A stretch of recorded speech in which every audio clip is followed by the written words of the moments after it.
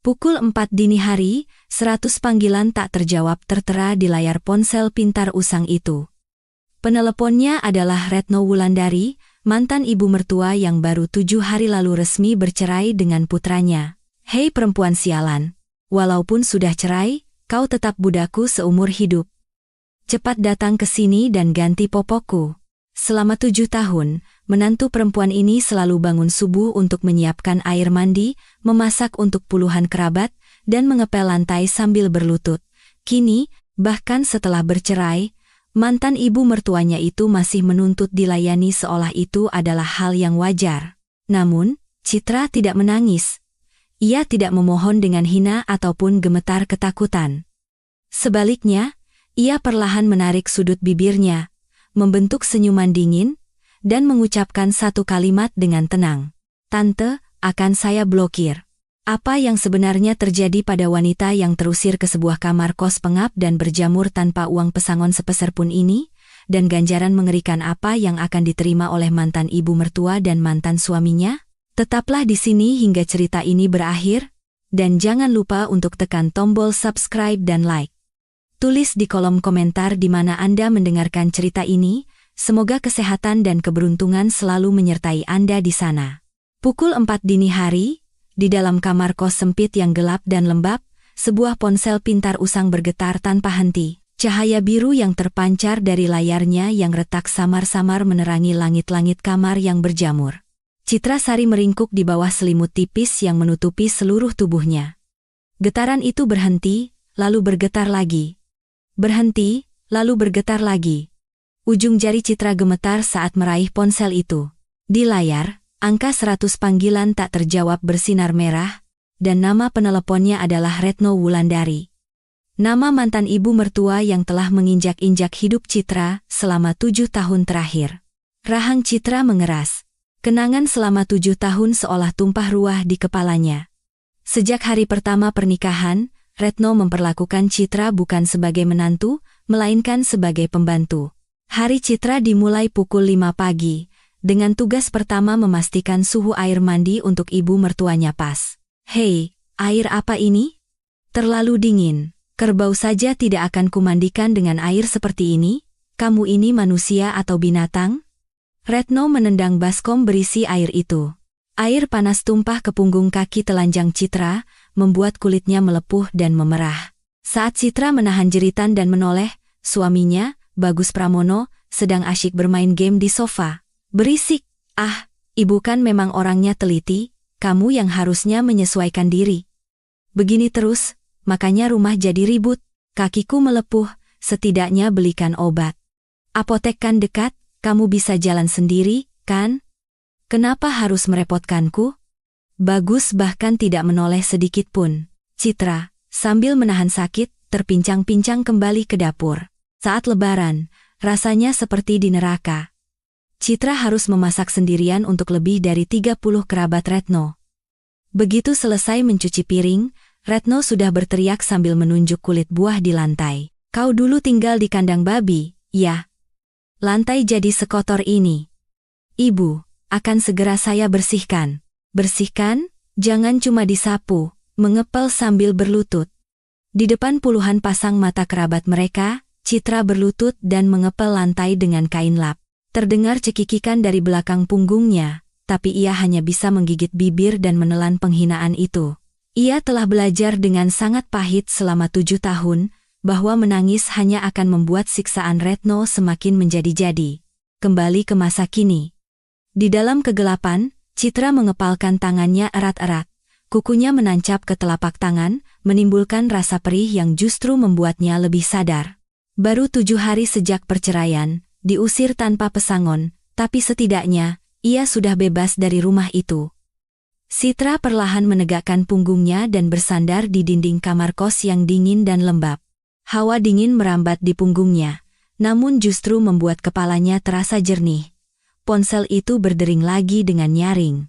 Citra sedikit mengangkat sudut bibirnya dan menekan tombol jawab. Hai, perempuan sialan. Suara melengking Retno seolah merobek gendang telinganya. Walau sudah cerai, kau tetap budakku. Cepat datang ke sini ganti popokku. Pada saat yang sama, di sebuah kamar rawat inap VIP di rumah sakit termewah di Jakarta, Retno duduk angkuh di atas ranjang, punggungnya disangga 3 bantal sutra. Ia dirawat karena pergelangan kakinya patah saat bermain golf. Kamar pribadi yang luas itu dipenuhi aromaterapi yang menenangkan. Kuku Retno yang mengenakan gaun rumah sakit bersulam benang emas bahkan dihiasi manikur. Sudah berapa kali aku menelepon, baru sekarang diangkat. Kurang ajar sekali kau ini. Kalau dalam 3 hari kau tidak datang, akan kubunuh kau, mengerti? Saat Retno terus berteriak tanpa henti, seorang perawat dengan hati-hati membuka pintu kamar. Perawat itu menyodorkan selembar kertas dengan sopan. Permisi Bu. Ini tagihan sementara untuk kamar VIP. Jumlahnya cukup besar, mohon diperiksa terlebih dahulu. Retno membungkam teleponnya, melirik kertas itu sekilas, lalu menepisnya dengan punggung tangan. Tagihan itu jatuh melayang ke lantai. Anakku yang akan bayar semuanya. Bawa pergi kertas tidak berguna itu. Baik, Bu. Saat perawat itu membungkuk dan pergi, Retno kembali menempelkan ponsel ke telinganya. Hei, kau dengar tidak? Jawab. Citra mendengarkan. Ia berdiri dengan kaki telanjang di lantai dingin kamar kosnya, mendengarkan dalam keheningan dan kegelapan. Matanya bersinar dingin.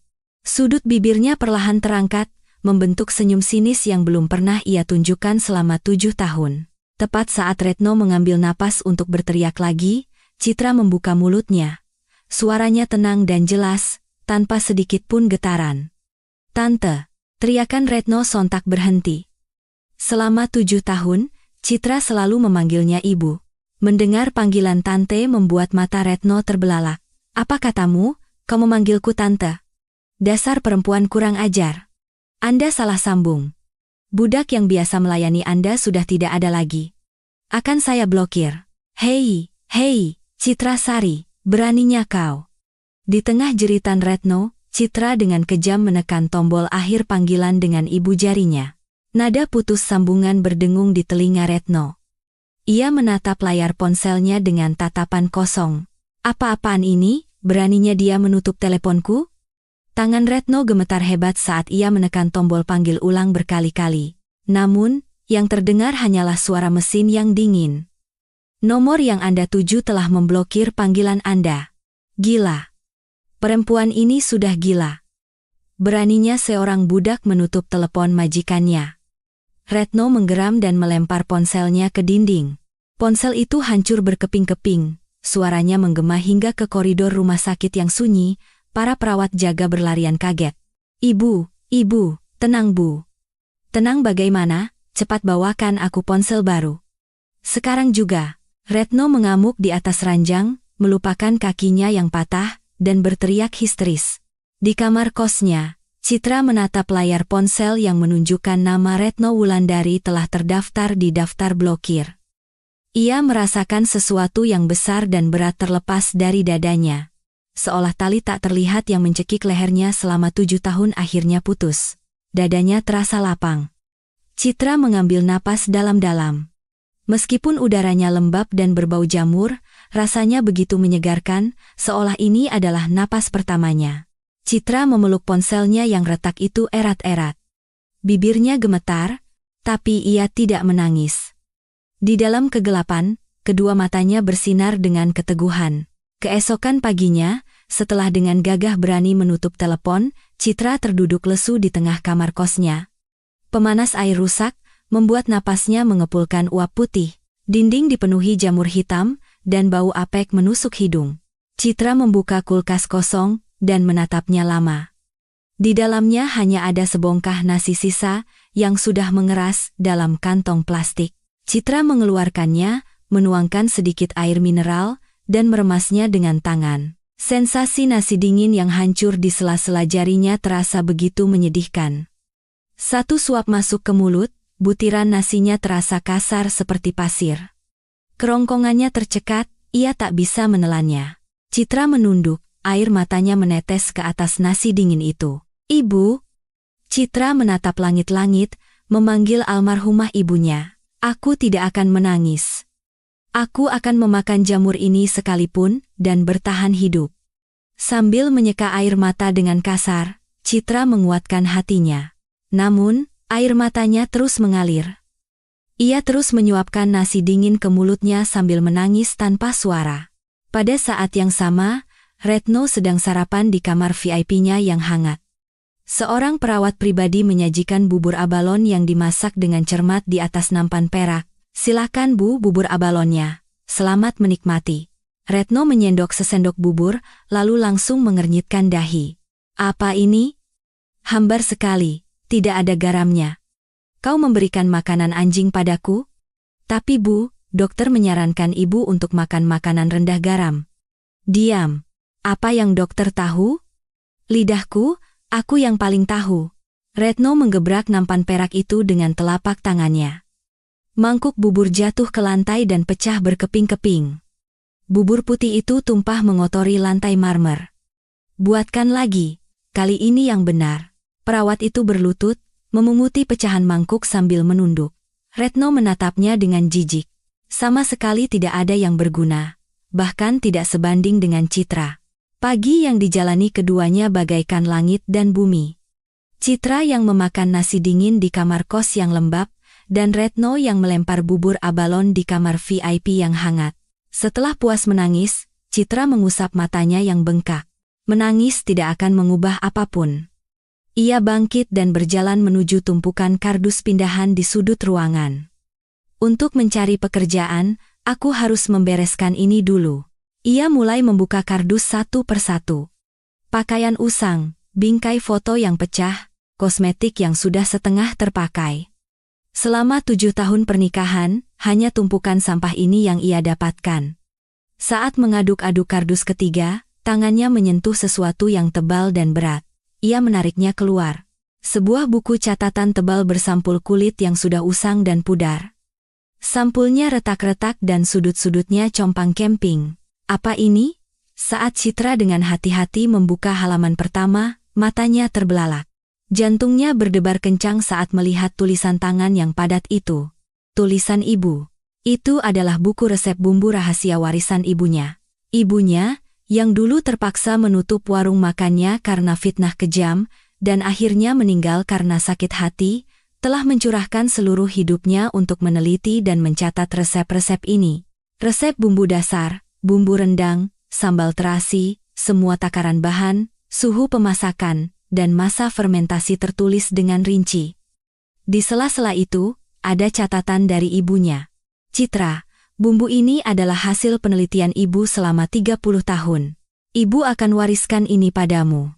Citra meletakkan jarinya di atas kalimat itu dan membacanya perlahan. Ujung jarinya gemetar. "Ibu.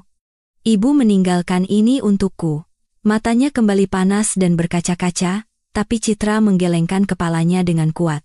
Ia memeluk buku itu erat-erat dan menggigit bibirnya. Selama ini ia benar-benar lupa, sibuk bekerja seperti budak di rumah mertuanya. Kenangan masa kecilnya saat berdiri di samping ibunya, mencicipi masakan, langsung menyeruak.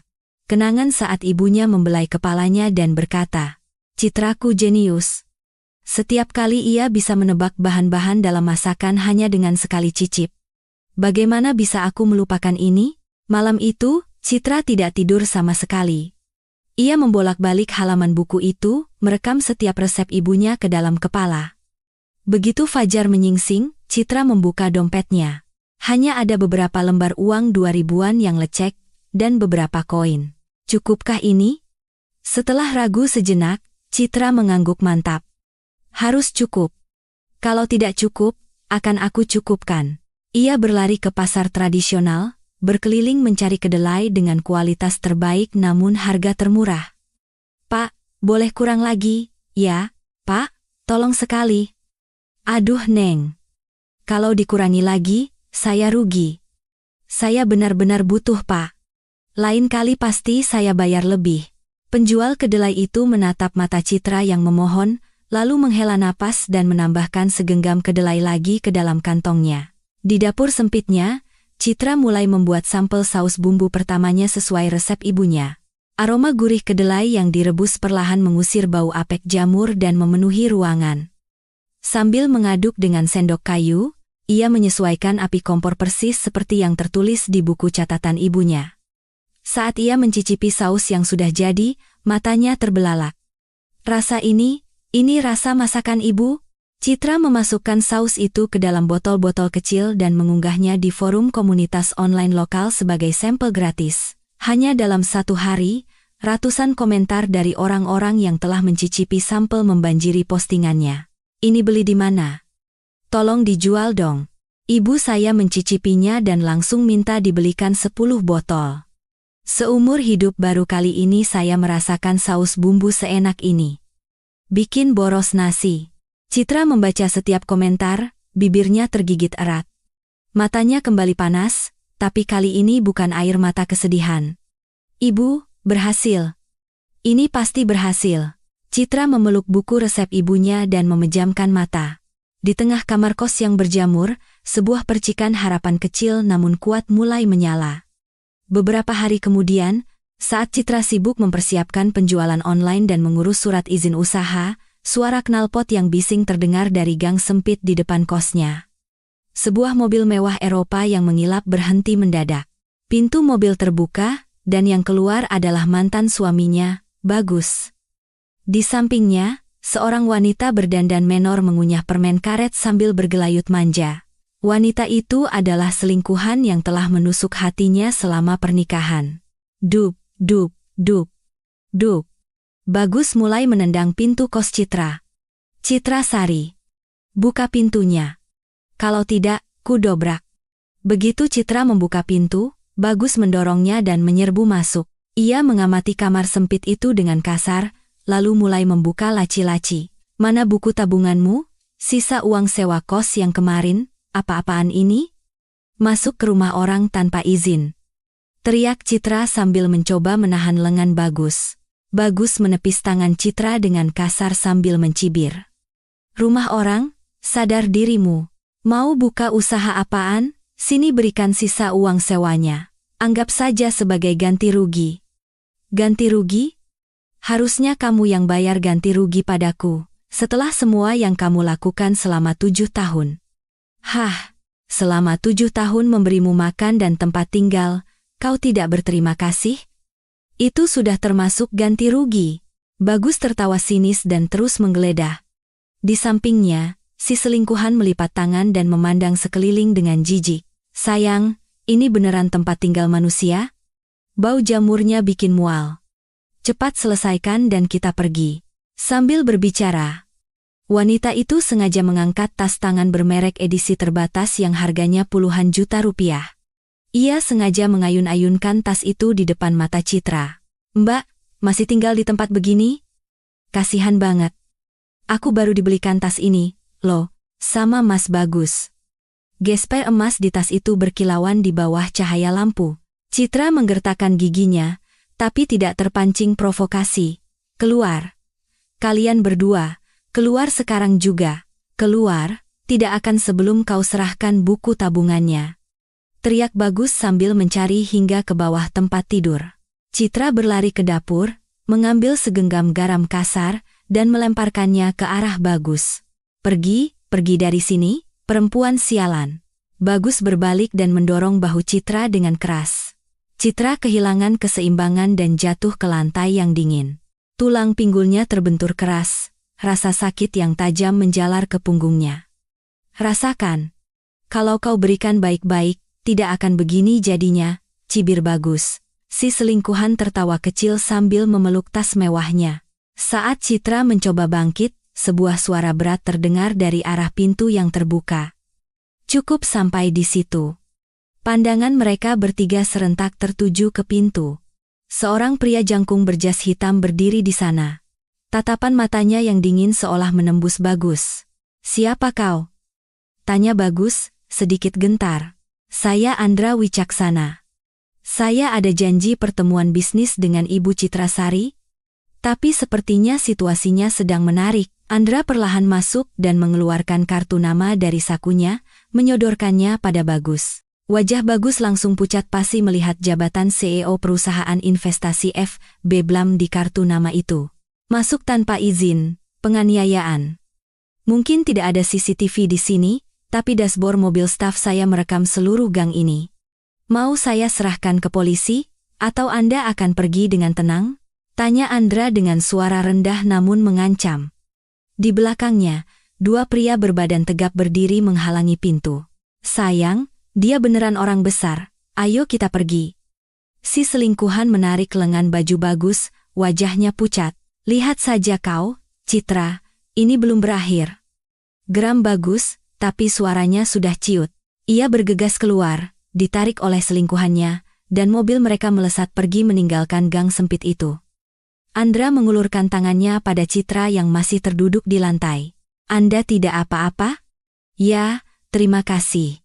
Citra menerima uluran tangan Andra dan berdiri, merapikan pakaiannya. Lututnya lecet dan berdarah, tapi ia tidak menunjukkannya. Sebenarnya, minggu lalu saya sudah mencoba sampel saus Anda dari forum online. Jujur saja, selama lebih dari 20 tahun di industri ini, saya belum pernah merasakan cita rasa seperti ini. Andra mengeluarkan setumpuk dokumen tebal dari tas kerjanya dan meletakkannya di meja. Ini proposal investasi tanpa agunan. Seluruh biaya peluncuran merek, pencarian pabrik, hingga dukungan tim hukum, semua akan saya tanggung. Citra mengambil proposal itu, lalu meletakkannya kembali. Tatapannya penuh curiga. Kenapa? Kenapa Anda melakukan ini untuk saya? Tidak ada yang gratis di dunia ini. Ini bukan gratis. Ini investasi. Resep Ibu Citra memiliki potensi nilai miliaran rupiah per tahun. Saya seorang pebisnis, dan saya tidak akan melewatkan peluang investasi yang bagus, jawab Andra dengan tenang. Ia berhenti sejenak, lalu merendahkan suaranya. Dan satu lagi. Dulu, warung makan ibu saya juga bangkrut, dan kami harus hidup di jalanan. Rasa saus ini mengingatkan saya pada masakan ibu saya waktu itu. Mata Citra berkaca-kaca. Ia bisa melihat ketulusan dalam tatapan Andra, bukan sekadar perhitungan bisnis. Saya juga akan memberikan perlindungan hukum, agar keluarga mantan suami Anda tidak bisa mengganggu Anda lagi. Keputusan ada di tangan Anda, Bu Citra. Citra menatap wajah Andra dalam diam. Ia mengepalkan tangannya, lalu perlahan membukanya. Ia menatap lurus ke mata Andra dan berkata, Pak Andra, saya tidak mau lagi hidup diinjak-injak oleh siapapun. Saya ingin berdiri dengan kaki saya sendiri. Itulah sebabnya saya datang. Tangan yang diulurkan Citra disambut erat oleh Andra. Sinar matahari sore menerobos masuk melalui jendela kamar kos, menyinari jabat tangan mereka. Sebulan setelah pertemuan dengan Andra, Citra sibuk mempersiapkan peluncuran mereknya di sebuah coworking space modern di kawasan bisnis Jakarta. Di atas meja rapat yang bersih, buku resep usang ibunya terbentang, di sampingnya berjajar botol sampel saus bumbu yang telah didesain ulang secara modern. Bu Citra, hasil uji rasa produk sudah keluar. Seluruh panelis uji buta yang terdiri dari 50 orang memberikan nilai sempurna, lapor Andra. Nilai sempurna dari semuanya? Ya. Ini pertama kalinya dalam 20 tahun. Ini bukan sekadar produk laris, ini akan menjadi mega hit. Citra mengelus sampul buku ibunya. Di balik sampul kulit usang itu, hasil penelitian 30 tahun ibunya akhirnya akan melihat cahaya dunia. Ibu, akhirnya resep ibu akan dikenal dunia. Pabrik sudah didapat, desain kemasan yang elegan sudah final. Izin BPOM, pendaftaran barcode, kontrak distribusi, semuanya berjalan lancar. Tinggal 2 minggu lagi menuju hari peluncuran. Jalan kesuksesan seolah terbentang mulus di depan Citra. Namun, sesuatu yang tak terduga terjadi. Seminggu sebelum peluncuran, telepon mendesak datang dari pabrik. Bu, gawat. Pasokan kedelai organik kita dihentikan total. Apa, bukankah kita sudah tanda tangan kontrak? Pihak distributor tiba-tiba membatalkan secara sepihak. Mereka tidak memberikan alasan, pokoknya pengiriman dihentikan. Wajah Citra pucat. Tanpa kedelai organik premium sebagai bahan baku utama, mereka tidak bisa memproduksi 1 botol saus pun. Andra segera mencari pemasok lain, tapi jawabannya selalu sama. Maaf, kami tidak bisa mengirim pasokan untuk pihak Ibu Citra. Kenapa? Apa alasannya? Kami juga tidak bisa menjelaskannya. Ini berarti seseorang secara sistematis memblokir jalur distribusinya. Citra memutuskan untuk menemui langsung pemilik perusahaan distribusi itu, seorang pria bernama Tarno yang menguasai peredaran bahan makanan di wilayah itu. Di lantai 3 sebuah gedung kumuh, Citra membuka pintu kantor yang penuh asap rokok. Seorang pria gemuk sedang duduk di sofa dengan kaki menyilang, sebatang tusuk gigi di mulutnya. "Oh, sudah datang, Ibu Citrasari, kan?" kata Tarno sambil tersenyum licik. "Pak Tarno, pasokan kedelai ke pabrik kami dihentikan. Apa Bapak tahu alasannya?" "Alasan? Tentu ada alasannya makanya dihentikan," jawab Tarno sambil menyandarkan tubuhnya ke sofa. "Tolong katakan sejujurnya, siapa yang menyuruh Anda?" "Menyuruh? Tidak ada. Ini inisiatif saya sendiri." Tarno menyalakan sebatang rokok. Lalu ia menatap Citra dengan tajam. "Tapi, ya, ada sedikit permintaan dari Mas Bagus. Akan kupastikan kau tidak akan bisa mendapatkan 1 biji kedelai pun di pasar ini." Tangan Citra gemetar menahan amarah. "Bagus. Mantan suaminya yang payah itu yang berada di baliknya," menyuap Tarno. "Kau pikir bisa cari di tempat lain? Seluruh pasokan kedelai di daerah ini, sampai ke petaninya, semua di bawah kendaliku. Menyerah saja dan hiduplah dengan tenang." Tarno tertawa licik. Citra keluar dari kantor itu. Di koridor, ia bersandar di dinding dan memejamkan mata. Kukunya menancap ke telapak tangannya hingga berdarah, tapi ia tidak merasakannya. Menyerah? Tidak akan. Citra membuka matanya. Ia hanya perlu mencari pemasok di luar jangkauan Tarno. Keesokan subuhnya, Citra naik bus antar kota menuju daerah pedesaan terpencil. Ia memutuskan untuk mendatangi langsung para petani kecil yang tidak tersentuh oleh Tarno. Di ladang pertama, seorang petani tua menatapnya dari atas ke bawah. "Datang dari Jakarta? Kami sudah punya pengepul, kenapa harus ganti?" "Pak, tolong cicipi ini dulu." Citra mengeluarkan sebotol saus sampel. Aroma gurih yang kaya langsung menyebar. Petani itu mencicipinya dan matanya membulat. "Ini, rasanya seperti bumbu buatan almarhumah ibuku. Ini resep yang ibu saya kembangkan selama 30 tahun, Pak. Saya ingin membuatnya dengan kedelai dari ladang Bapak. Saya akan beli langsung dengan harga yang pantas, tanpa perantara." Petani itu berpikir sejenak, lalu mengangguk. "Baiklah. Kalau kedelaiku bisa menghasilkan rasa seperti ini, 1 menjadi 2, 2 menjadi 3. Selama seminggu, Citra mengunjungi 12 ladang di pelosok, dengan sepatu bot berlumpur, berjongkok langsung di sawah untuk meyakinkan para petani. Jalur pasokan langsung yang baru, di luar jangkauan Tarno, secara ajaib terbuka. Dalam proses ini, ia mendengar sebuah informasi tak terduga. "Neng, hati-hati sama si Tarno itu. Di sini semua orang tahu dia suka mengganti label kedelai busuk yang sudah kedaluarsa, lalu menjualnya ke restoran-restoran besar," bisik petani ketiga. "Mengganti label kedaluarsa?" "Iya. Dia punya gudang pendingin rahasia di pinggiran kota. Di sanalah dia mengganti labelnya. Anehnya, tidak pernah ketahuan BPOM." Mata Citra menajam. "Apa Bapak tahu di mana gudang itu?" "Katanya di ujung kawasan industri, di seberang bukit. Lampunya hanya menyala di malam hari." Citra segera menghubungi Andra. "Pak Andra, sepertinya saya bisa mendapatkan bukti kejahatan Tarno. Bagaimana caranya?" "Saya akan menyusup dan merekamnya langsung." "Itu berbahaya?" "Tidak ada jalan yang tidak berbahaya bagi saya saat ini." Andra terdiam sejenak, lalu berkata tegas, "Baik.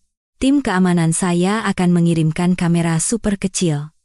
Anda tidak boleh pergi sendirian." Beberapa malam kemudian, di tengah kegelapan pekat, Citra berdiri di depan gudang pendingin rahasia itu. Sebuah kamera aksi super kecil tersembunyi di balik mantelnya. Jantungnya berdebar kencang. Ia menggigit bibir dan memanjat pagar berkarat. Saat ia mendarat, tangannya tergores kawat berduri. Citra mengusap darah di tangannya ke mantel dan melangkah perlahan menuju gudang. Bau busuk menyengat di dalam gudang. Citra harus menutup mulutnya.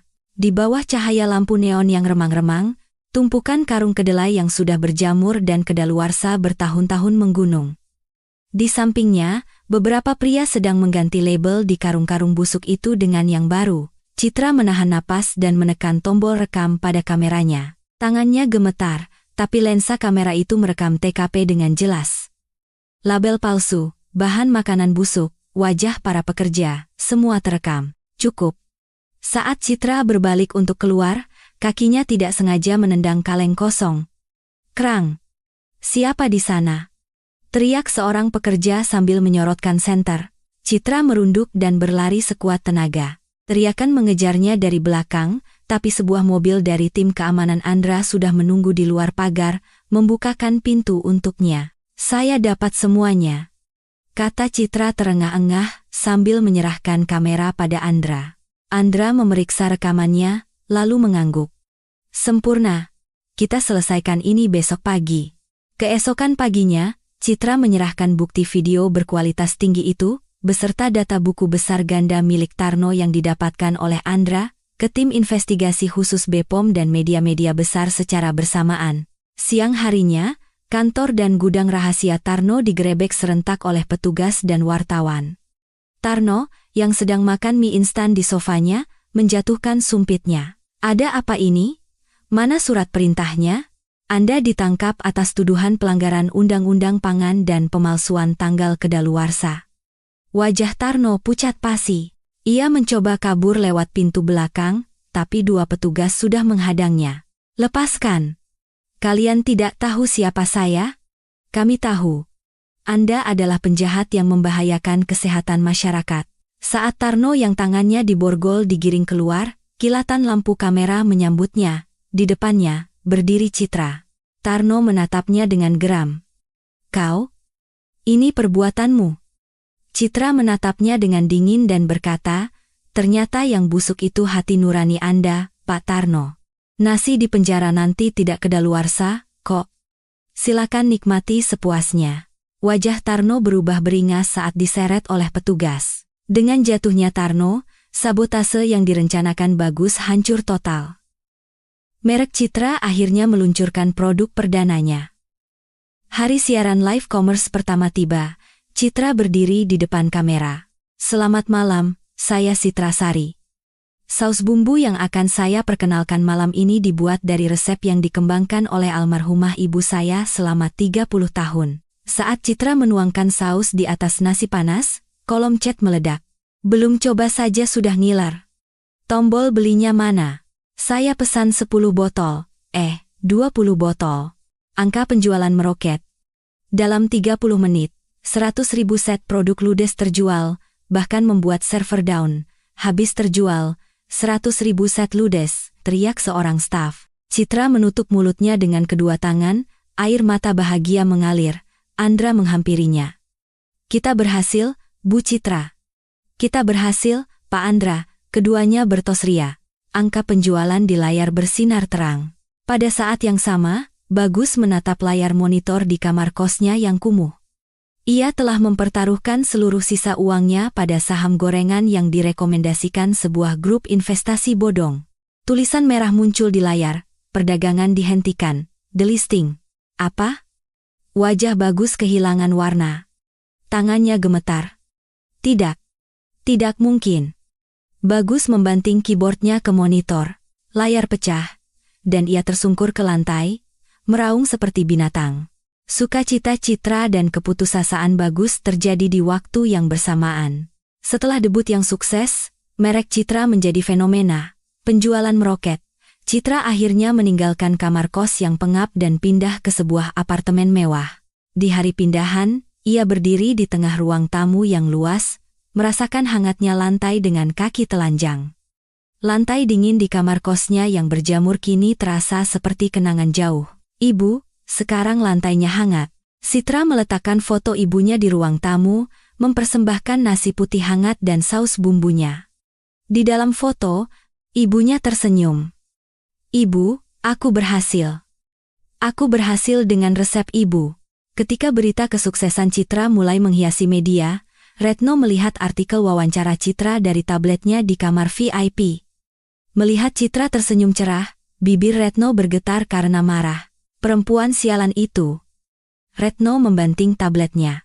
Tepat saat itu, Bagus masuk dengan penampilan menyedihkan. "Nak, kau lihat. Dunia sedang heboh membicarakan perempuan itu. Aku lihat. Aku tahu. Kau akan diam saja dipermalukan seperti ini? Kau ini laki-laki bukan? Desak Retno. Bagus menjambak rambutnya frustrasi. Aku tidak punya uang, Bu, sepeser pun tidak. Kalau tidak punya uang, pakai otakmu, hancurkan sumber penghasilannya. Mata Retno menyipit seperti ular. Kau tahu apa yang paling ditakuti perusahaan makanan? Isu racun. Satu isu saja cukup untuk menghancurkannya. Isu racun? Benar. Sewa beberapa korban palsu, palsukan satu surat dari BPOM, di luar sana banyak orang yang bisa melakukan pekerjaan kotor seperti itu. Gunakan koneksi judi ayahmu untuk mencari mereka. Mata Bagus bersinar gelap. Bu, itu kejahatan. Kejahatan? Perbuatan perempuan itu pada kita yang kejahatan. Beraninya dia menutup telepon ibu mertuanya. Cepat bergerak. Bagus menggigit bibirnya, lalu akhirnya mengangguk. Beberapa hari kemudian, internet gempar. Sebuah postingan yang sama disebar secara masif di forum online terbesar dan puluhan grup ibu-ibu. Laporan penting.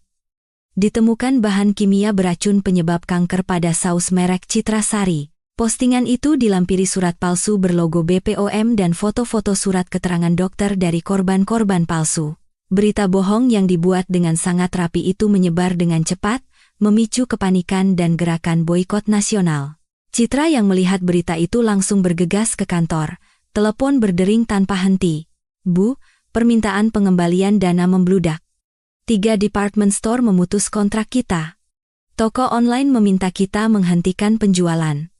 Citra terduduk lemas di kursinya, menutupi wajah dengan kedua tangan. Saat itu, telepon dari Andra masuk. Bu Citra, kami sudah melacak IP penyebar pertama. Dia menggunakan server luar negeri. Tapi kami berhasil menemukan log koneksi aslinya. Siapa? Bagus Pramono. Dan dalangnya adalah Retno Wulandari. Kami juga menemukan bukti transfer ke rekening para korban palsu. Tangan Citra gemetar. Sudah kuduga, mereka lagi. Tapi, Bu Citra, ada yang lebih penting. Saat melacak transaksi Bagus, kami menemukan catatan 10 tahun yang lalu. Tentang warung makan ibu Anda. Warung makan ibu? Ibu ingat isu keracunan massal di warung ibu Anda 10 tahun lalu? Dalang yang menyebarkan isu itu adalah Retno Wulandari. Dunia Citra seakan runtuh. Dia menyewa orang untuk berpura-pura menjadi korban keracunan dan menyebar fitnah ke seluruh penjuru. Dia merencanakannya dengan rapi untuk menghancurkan warung makan ibu Anda. Kenapa? Kenapa? Karena bahkan sebelum kalian menikah, warung makan ibu Anda jauh lebih sukses daripada restoran tempat Retno berinvestasi. Dia iri. Dia juga ingin menundukkan menantunya sejak awal.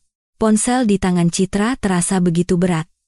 Ibunya bangkrut karena fitnah itu, terlilit utang, dan akhirnya meninggal karena sakit hati. Bukan sekadar karena bisnis yang lesu. Saat itu, sebuah surat peringatan berwarna merah diantar ke kamar VIP Retno. Kepada wali ibu Retno, karena tunggakan biaya rumah sakit selama beberapa bulan, kami mempertimbangkan untuk melakukan pengosongan kamar. Retno merobek surat itu. Telepon anakku, suruh dia bawa uang sekarang juga. Tapi Bagus sudah tidak punya uang sepeser pun. Tiba-tiba, telepon Citra berdering. Dari Retno, menggunakan telepon rumah sakit. Hei, Citra. Lihat berita, kan? Perusahaanmu tamat sekarang. Tawa Retno. Buah jatuh, tidak jauh dari pohonnya. Sama seperti ibunya yang hancur, kau juga akan kuinjak-injak. Seluruh tubuh Citra merinding. Apa yang tante katakan? Seperti yang kau dengar. 10 tahun lalu juga aku yang melakukannya. Aku yang menghancurkan warung makan ibumu. Semudah ini dulu, ternyata anaknya juga tidak ada bedanya. Retno tertawa penuh kemenangan. Citra terduduk di lantai, lututnya lemas. Kepalanya pusing. Ibu, karena mereka. Tangisan pilu keluar dari mulut Citra. Rasa sakit karena perusahaannya diambang kehancuran, tidak ada apa-apanya dibandingkan kenyataan bahwa ibunya meninggal secara tidak adil. Setelah menangis lama, Bahu Citra perlahan berhenti bergetar. Ia menyeka air matanya dan mengangkat kepala. Matanya merah, tapi di dalamnya menyala cahaya dingin yang berbeda dari sebelumnya. Ia berdiri dan menatap Andra. "Pak Andra." "Ya, mulai sekarang, saya tidak akan bertahan. Saya akan menghancurkan mereka sepenuhnya." Andra menatap mata Citra dan mengangguk. "Saya akan dukung semua yang diperlukan. Tolong temukan korban-korban palsu itu. Saya akan membuat mereka mengatakan yang sebenarnya." Dengan sumber daya yang besar, mereka melacak para korban palsu sewaan Retno. Dengan tekanan ancaman pidana dan iming-iming imunitas, satu persatu dari mereka akhirnya mau bekerja sama. Setelah semua bukti terkumpul, Citra mengadakan konferensi pers darurat. Di depan puluhan kamera, Citra berdiri dengan ekspresi tegas, tangannya terkepal erat. Di panggung konferensi pers yang disiarkan langsung ke seluruh negeri, Citra berdiri. Tangannya yang memegang mikrofon tidak bergetar sedikit pun. "Saya Citra Sari.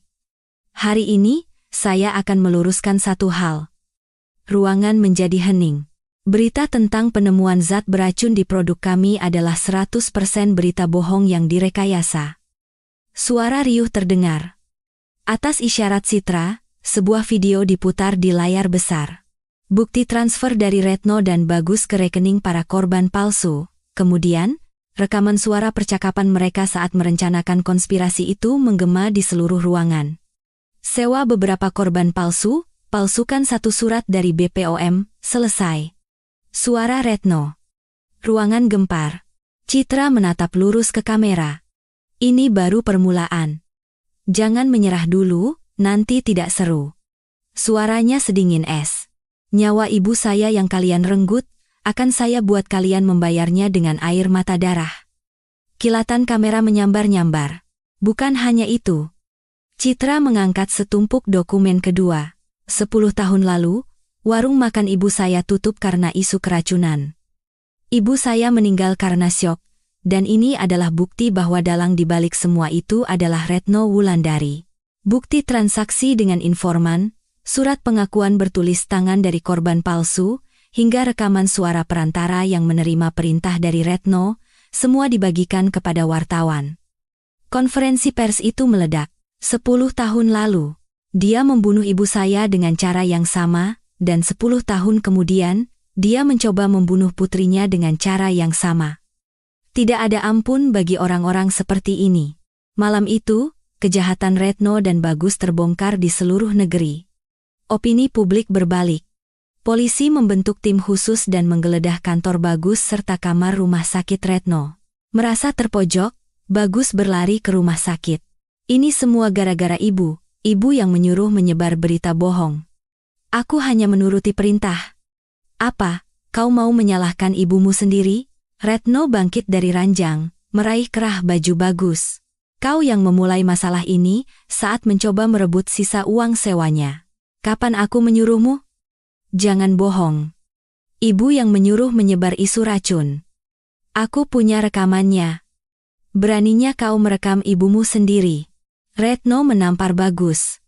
"Ibu juga yang menghancurkan warung makan mertua 10 tahun lalu, sekarang menyalahkanku juga?" "Diam. Itu untuk menundukkan istri yang tidak bisa kau atur."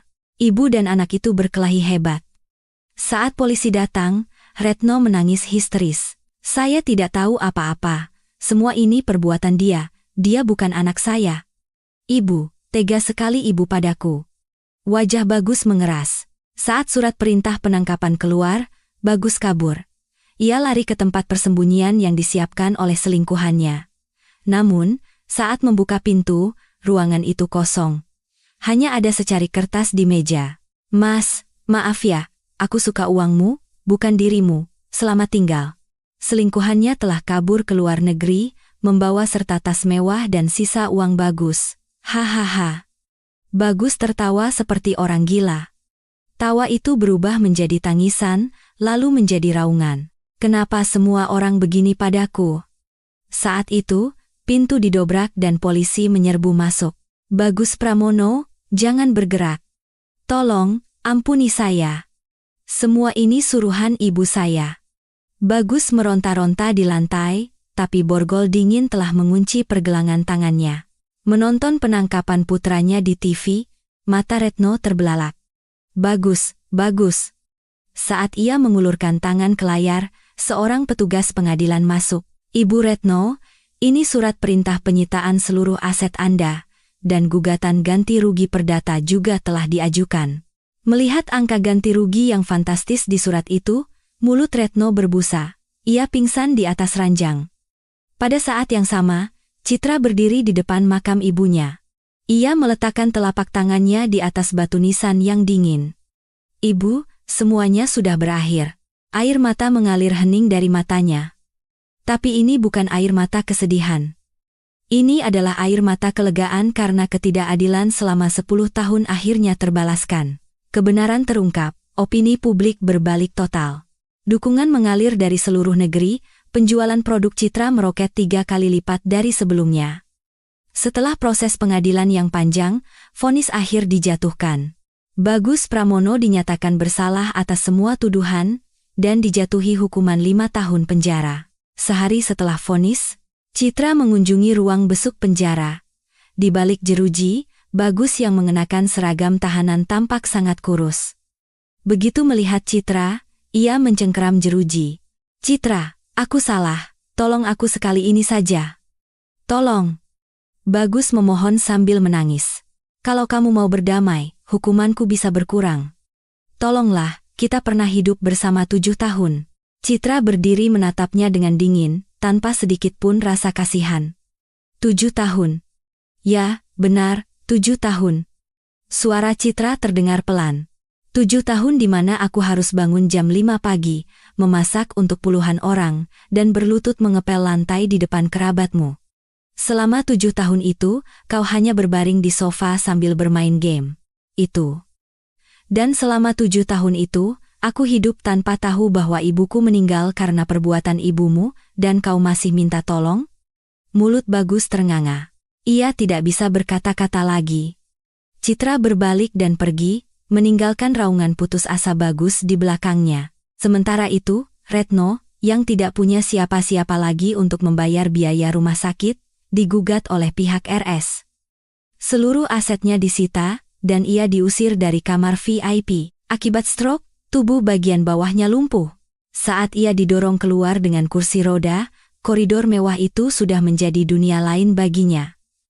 Retno dipindahkan ke sebuah panti jompo kumuh di pinggiran kota, sebuah bangsal umum berisi 6 orang dengan bau pesing yang menyengat. Tidak ada seorang pun yang pernah menjenguknya. Setahun berlalu. Di sebuah ballroom hotel bintang 5 termewah, lampu sorot menyorot satu orang. Pemenang penghargaan pengusaha wanita inspiratif tahun ini, Ibu Citra Sari. Ratusan tamu berdiri dan memberikan tepuk tangan meriah. Citra menerima piala itu. Luka masa lalu menjadi pupuk terbaik bagi saya, katanya dengan suara yang jelas. Sekarang, sayalah VIP dalam hidup saya sendiri. Kilatan kamera dan tepuk tangan mengguncang ruangan. Citra tersenyum sebagai pemenang. Tepat pada saat yang sama, di panti jompo. Seorang perawat menghampiri Retno yang mengotori spray. Astaga, ngompol lagi. Sehari berapa kali harus ganti, sih? Bau sekali? Perawat itu menepuk-nepuk pipi Retno dengan kasar sambil mengumpat. Keluarga tidak pernah datang. Dulu katanya orang kaya, sekarang lihat saja kondisimu, menyedihkan. Retno tidak bisa berkata apa-apa. Bibirnya hanya bergetar. Air mata mengalir tanpa suara dari matanya yang menatap langit-langit. Aroma bunga segar di kamar VIP-nya dulu telah berganti dengan bau disinfektan dan kotoran. Keesokan harinya, Citra mengunjungi kantor Andra. Kantor yang dulu megah kini tampak kosong. Andra duduk sendirian di meja kerjanya. Perusahaannya diambang kebangkrutan karena ekspansi bisnis yang gagal. Pak Andra. Andra mengangkat kepala. Citra meletakkan sebuah map tebal di mejanya.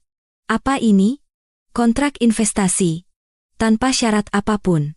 Saat Andra membukanya, matanya terbelalak. Jumlah yang tertera lebih dari cukup untuk menyelamatkan perusahaannya. Bu Citra, ini terlalu. Saat saya terduduk di lantai kamar kos yang dingin, Pak Andra lah yang mengulurkan tangan tanpa syarat. Citra tersenyum cerah. Ibu saya mengajarkan, kebaikan yang diterima harus selalu dibalas.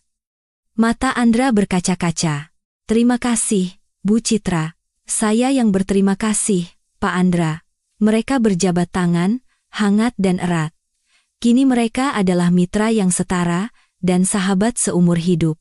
Malam itu, di sebuah penthouse mewah dengan pemandangan kota Jakarta, Citra bersantai di sofa sambil menikmati segelas anggur. Ia meletakkan kaki telanjangnya di lantai yang hangat. Lantai dingin berjamur di kamar kosnya dulu, kini terasa seperti cerita dari masa lalu yang sangat jauh. Saat itu, ponselnya bergetar. Di layar, tertera tulisan nomor pribadi. Ia teringat malam setahun yang lalu, di mana ia meringkuk ketakutan karena ratusan panggilan tak terjawab. Tapi sekarang, tidak ada sedikit pun ketakutan di wajahnya. Sambil menatap kerlip lampu kota, Citra meletakkan gelas anggurnya. Dengan gerakan ringan dan elegan, ia menekan tombol tolak. Lalu ia mengambil napas dalam-dalam, napas yang bebas. Napas seorang pemenang yang telah sepenuhnya terbebas dari mimpi buruk yang panjang. Kisah Citra Sari berakhir di sini. Seorang wanita yang hidup seperti budak selama 7 tahun, diusir tanpa pesangon ke kamar kos berjamur. Wanita yang menelan air mata bersama nasi dingin, bangkit kembali berbekal resep peninggalan ibunya. Dari titik nol, ia berjuang dengan kedua tangan dan kakinya sendiri, dan berdiri tegak sebagai pemenang di hadapan orang-orang yang pernah menginjak-injaknya.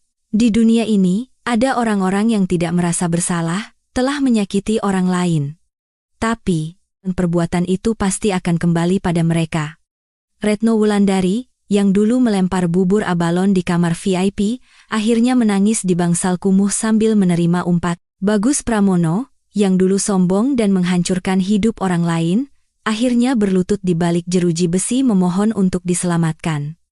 Apa yang kau tanam, itulah yang kau tuai. Itulah hukum alam.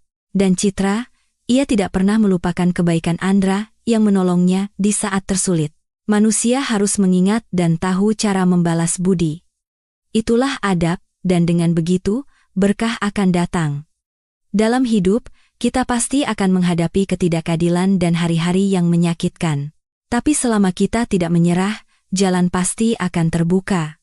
Semoga kisah ini bisa menjadi sedikit penghiburan bagi Anda yang sedang melalui hari yang berat.